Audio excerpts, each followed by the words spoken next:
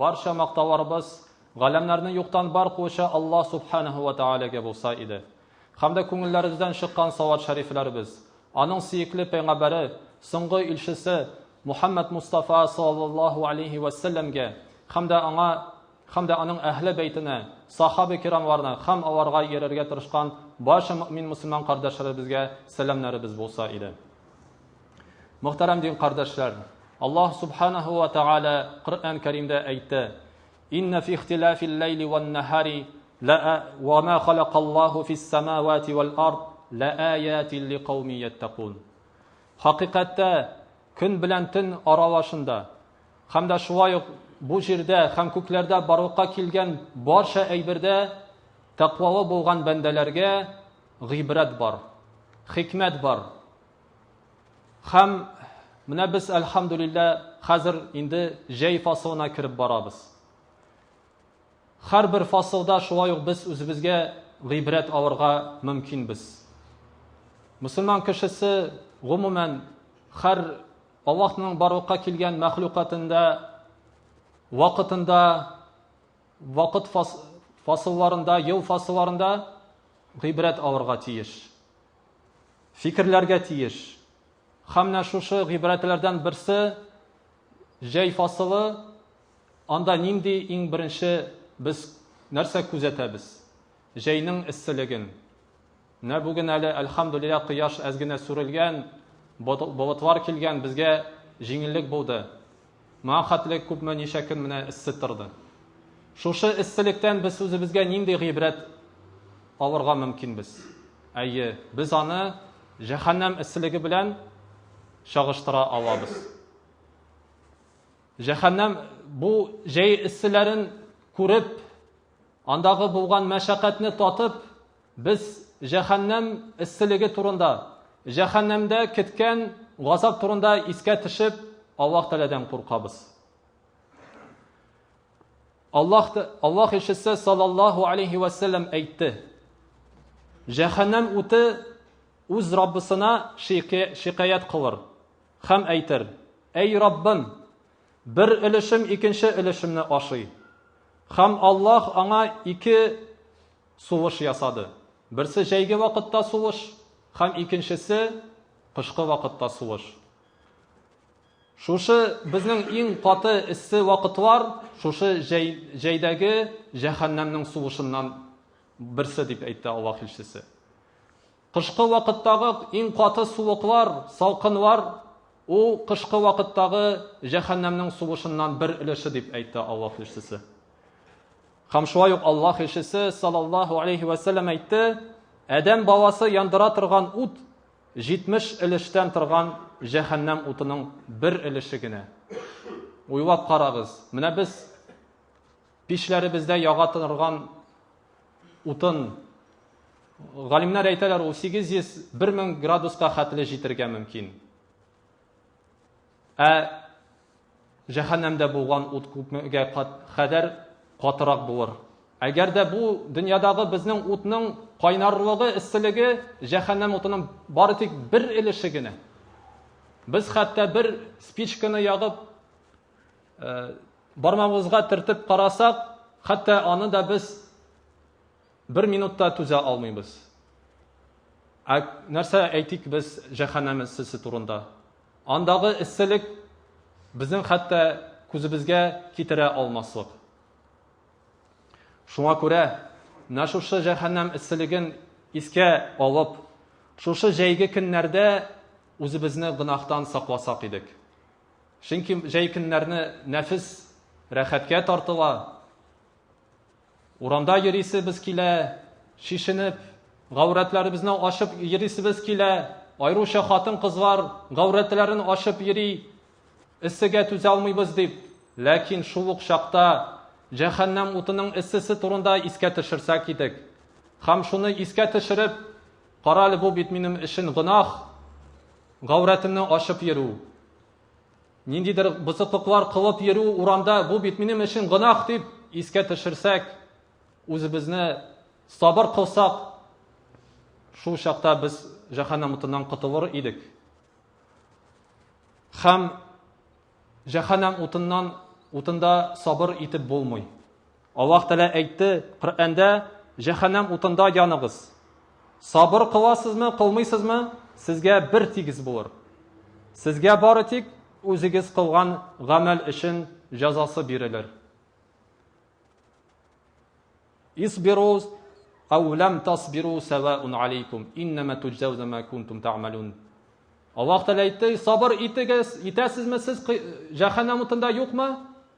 Аның сезнең өчен ул бер тигез.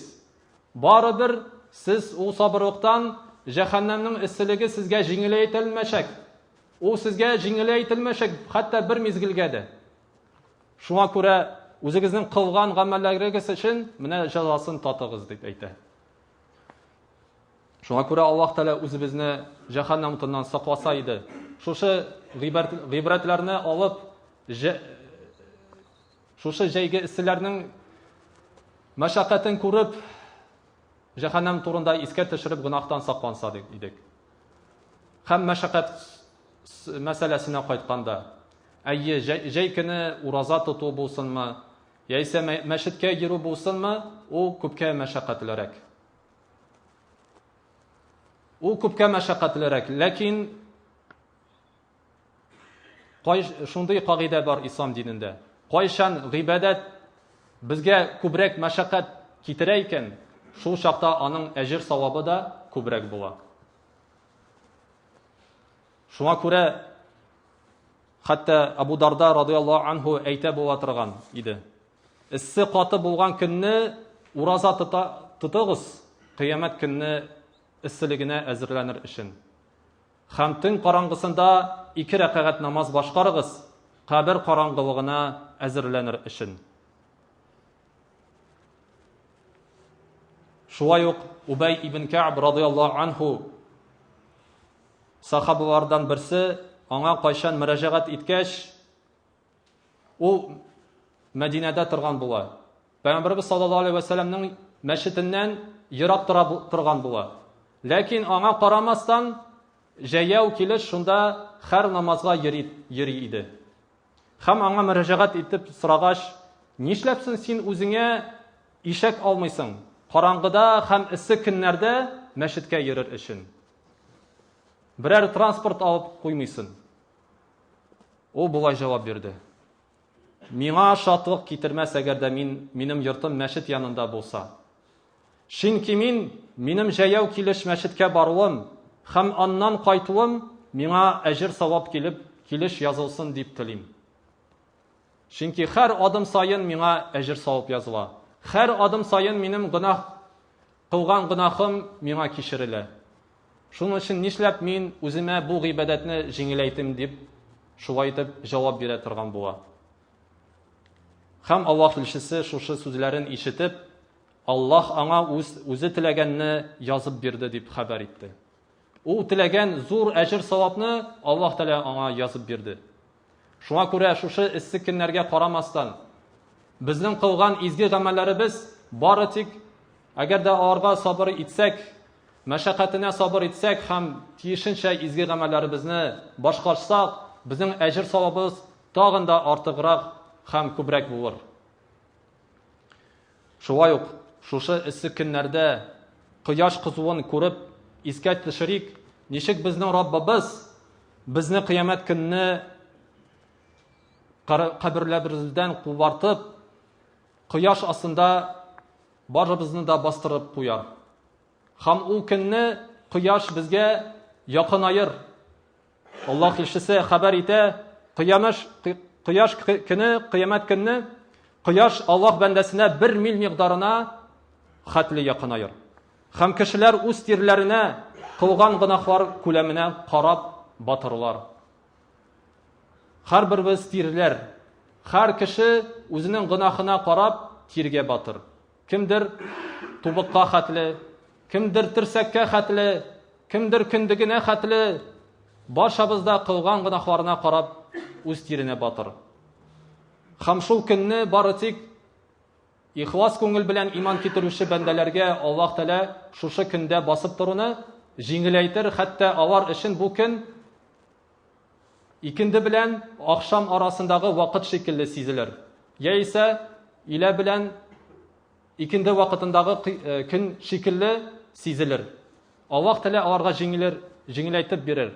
Һәм шул чакта имансыз кешеләр өчен, гынаһка чумган кешеләр өчен бу көн меңләгән еллар торган шикелле сизелер. Ягъни һәрбер кешегә ул үзенчә аерым үзенең иманына яисә имансызлыгына карап, Аллаһ Тәгалә аңа шундый мигдарда вакытны бирер кыямәт көнендә. Һәм ул көнне бернинди дә шәүлә һәм күләгә булмас. Кеше берничек тә кояш исселегеннән шушы көнне каша алмас. Һәм урыныннан кузгала алмас. Иллә дә мәгәр арш шәүләсе астында булса гына. Аллаһ Тәгаләнең барлыкка китергән арш шәүләсе астында булса, бары тик берничә шушы төркем кеше генә шушы шәүлә астында кояш исселегеннән котылыр. Кемсен алар? Аллаһ илчесе безгә аларны сыйфатлап хәбәр итте. Икенче дөрес хадисендә ул әйтте, саллаллаһу алейхи ва саллям, 7 төркем кешеләрне Аллаһ үз шәүләсе астына урнаштырыр. Гадел җитәкче, Аллаһка гыйбадәт беренче ул гадел җитәкче. Ягъни бу бары тик ил белән идарә итүче турында түгел. Шулай ук һәрбер үз нидә булса эшендә җитәкче булган кеше булсынмы, фирманың директоры булсынмы, ул үзенең хезмәтчеләре өчен җавап бирәчәк. Гадел булдымы ул аларга? Юкмы? Вакытында зарплаталарын түләдеме? Юкмы? Монысын өчен башасы өчен дә ул җавап бирәчәк. Һәм менә шушы, әгәр дә шушы вакытта гаделле булган икән, үзенең эшләрендә гаделлек кылган икән, гадел хөкем чыгарган икән, иншалла ул шулай ук гарш шәүләсендә дә кояш исселегеннән котылыр. Икенчесе, Аллаһка гыйбадәт белән мәшгуль булган яшь кеше. Нишләп яшь кеше дип искә төшерде Пәйгамбәрбез саллаллаһу алейхи ва саллям? Чөнки яшьлек вакытында кеше үз шәһвәтләренә күбрәк тартыла. Күбрәк үз вакытын буш, ягъни нәфсенә нәрсә рәхәт китерә, шушы әйберләр артыннан йөгереп йөри. Үз нәфсенә рәхәт булсын өчен генә дип кайгырып йөри яшь вакытында. Нәрсә файда китерә, нәрсә китермәй дип уйланмый. Ләкин шушы яшь кеше әгәр дә яшь вакытыннан үзен гыйбадәткә вакытын сарыф итсә, гыйлем юлына басса, әлбәттә ул да шушы гарш шәүләсе астында булган кешеләр арасында булыр. Шулай ук өченче төркем мәчетләр белән бәйле булган кеше. Ягъни аның йөрәге мәчет белән бәйле. Һәрбер буш вакыт булган сайын ул мәчеткә килә. Гыйбадәт кыла, намаз укыймы, ул Коръән укыймы, зикр кыламы, ул вакытын гыйбадәттә, мәчеттә үткәрә, Аллаһ Тәгаләне искә төшерүдә. Каядыр кем беләндер буш вакытны уздырмый. Кафеларда сәгатьләп сөйләшеп утырмый. Тизрәк мәчеткә ашыга, Аллаһ ризалыгын алырга ашыга. Бу инде өченче төркем кем гарш шәүләсе астында булыр. Дүртенче төркем ул бер-берсен Аллаһ ризалыгы өчен яраткан кешеләр. Хадистә әйтелгәнчә, алар шундый халәттә җыелышалар, һәм шундый халәттә таралышалар. Алар бер-берсе белән дус. Акча өчен түгел, ниндидер мәнфәгать өчен түгел, бары тик Аллаһ риза булсын өчен. Алар бер-берсен яраталар, чөнки аның, мәсәлән, ул күркәм хылыклы. Күрә аның күп изге гамәлләр кылучы икәнен, һәм ул аны ярата. Ягъни Аллаһ Тәгалә сөйгән эшләрне кылучы кешене ул ярата. Һәм менә шушы яратуы өчен ул да гарш шәүләсе астында булыр. Дүртенче төркем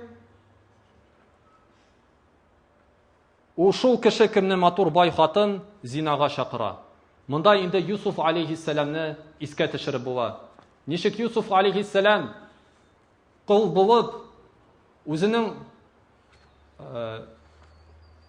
аның өстендә булган хатын, ягъни идарә иткән хатынга буйсынмыйча, чөнки ул патшаның хатыны була. Ләкин бер кеше дә күрмәс әле дип гөнаһка иярмичә, бит ул яшь кеше була. Аның да нәфесе була, нәфес шәһвәтләре була.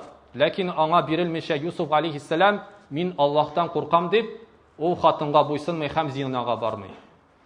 Бу да бик зур сабырлык һәм Аллаһ Тәгаләгә иманның куәтлеге таләп итә. Шуңа күрә кем шушы чакта үзен сабыр иткән икән, әлбәттә ул да шушы гар шәүләсе астында булачак. Һәм 5нче төркем шул кеше кем, яисә 6нчы төркем шул кеше кем үз садакасын шуның хәтле яшереп бирә, хәтта аның уң кулы сул кулының нәрсә сарыф иткәнен белми.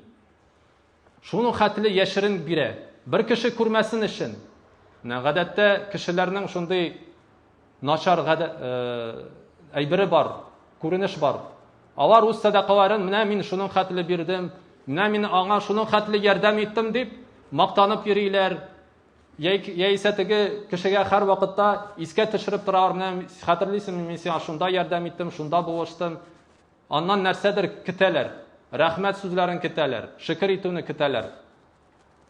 Ләкин шул ук чакта, әгәр дә кем дә булса, аның өчен үз изгелеген кылмый икән, бары тик Аллаһ риза булсын өчен дип, теге кеше күрмәсен, хәтта белмәсен аның турында, аныңа изгелек кыла икән, әлбәттә ул шулай ук шушы гар шәүләсе арасындагы булышы төркемләр кешеләр арасында була.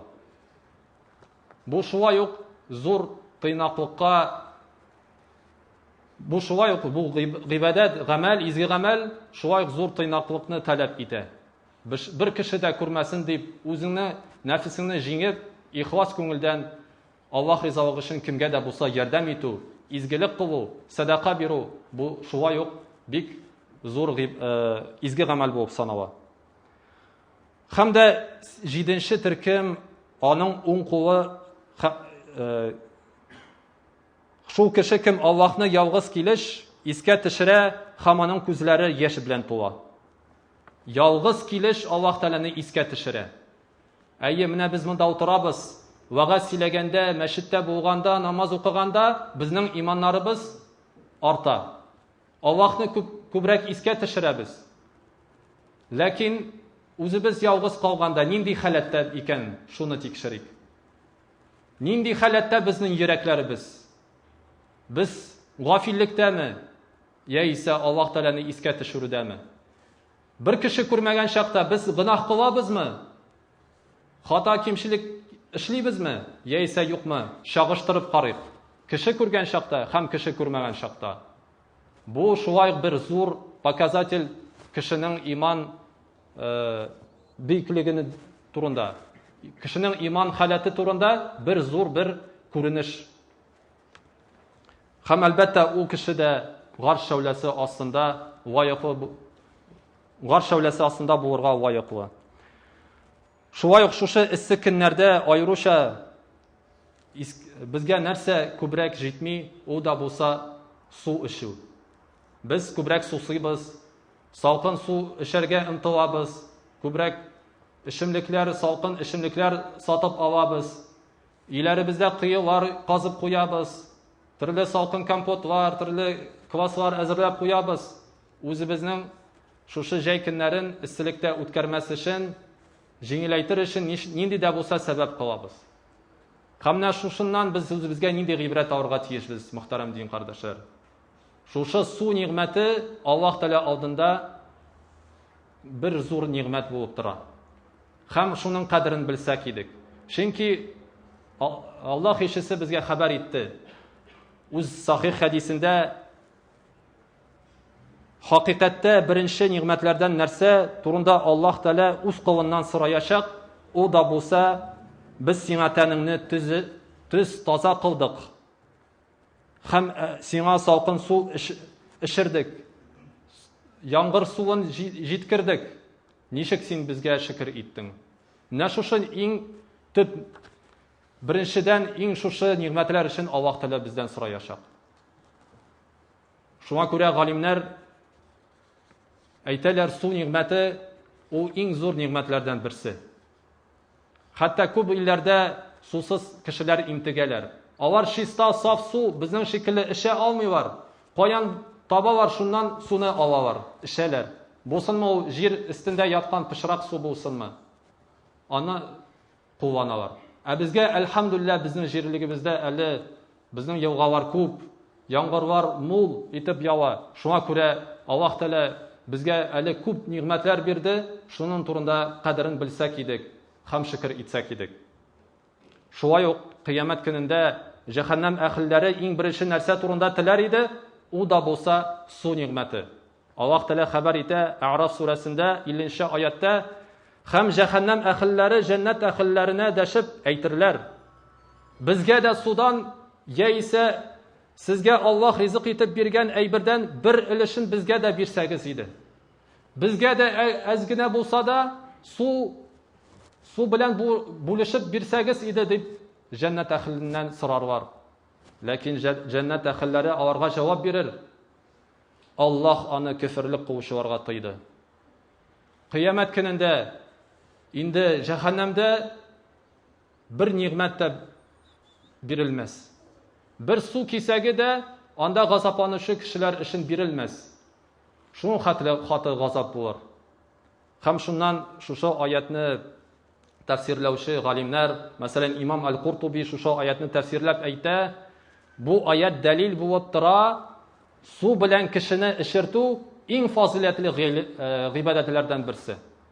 Иң фазиләтле изге гамәлләрдән берсе. Кешене су белән таимин итү. Кешегә су эшертү. Шуңа күрә су белән таимин итү, кыюлар казу, мәсәлән, башка илләрдә кыюлар казу, шунда акча сарыф итү, ул бик зур бер изге гамәл булып тора. Хамында хәтта искә төшереп була зина кылучы хатын турында. Бәну Исраил кавменнән бер гөнаһлы зина кылучы хатын иссе вакытларда сусаудан интегеп кые янында килә. Һәм кыядан суны алып үзенең таимин итеп, ягъни сусауын басып китергә генә киткән вакытта этне күрә. Шушы этнең сусаудан шулай ук интегеп йөрүен күреп, аңа да суны кыядан алып эшертә. Һәм шуның өчен Аллаһ Тәгалә аның шушы кылган гынаһларын ярлыкый. Ягъни хәтта шушы кылган изге гамәл өчен Аллаһ Тәгалә аның гынаһын да ярлыкый икән. Шуның хәтле су белән таимин итү кеше өчен генә түгел, һәрбер җан иясе өчен су белән таимин итү шуның хәтле зур дәрәҗәдә булган изге гамәл икән, мөхтәрәм дин кардәшләр.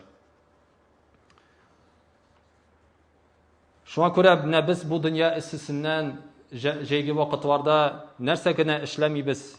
Йортларыбызда суыткычлар куябыз, кондиционерлар куябыз, бакчаларыбызда беседкалар куябыз. Анда аның астындагы шәүләдә үзебезгә рәхәт булсын өчен дип. Ләкин кыямәт көнендә кояш астында басып торудан котылыр өчен нинди без сәбәпләр кылабыз икән бу дөньяда, шуның турында уйлансак идек.